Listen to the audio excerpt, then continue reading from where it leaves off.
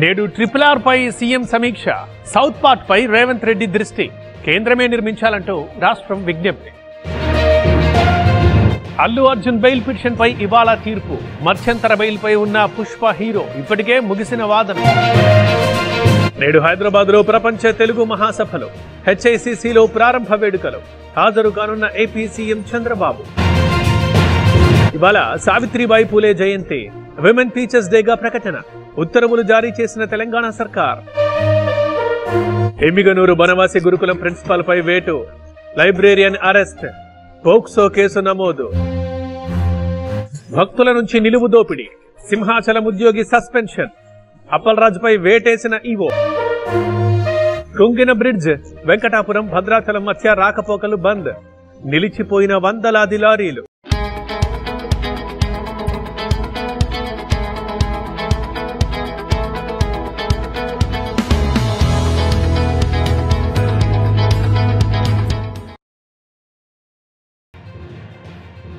Visakha RK beach లో navy విన్యాసాలు. ప్రత్యేక ఆకర్షణగా యుద్ధ నౌకలు.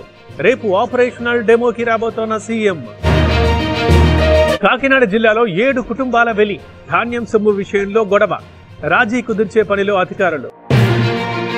ఈ నెల 8న విశాఖకు ప్రధాని మోదీ. రైల్వే జోన్ భవనాలకు శంకుస్థాపన. అదే రోజు రోడ్ షో. 2 సైబర్ మోసగాళ్ల అరెస్ట్.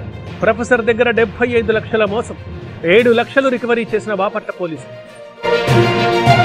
పాడేరు ఏజెన్సీలో చలి తీవ్రత. చింతపల్లిలో 7.1 డిగ్రీల ఉష్ణోగ్రత. మేఘాల కొండకు పర్యాటకుల తాకిడి.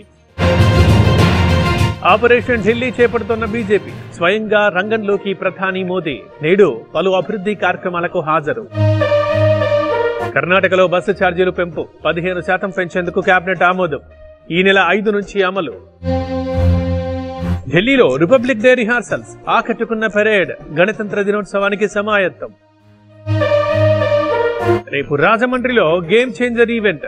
చీఫ్ గెస్ట్ గా పవన్ కళ్యాణ్. భారీ ఏర్పాటు చేస్తున్న మూవీ టీం.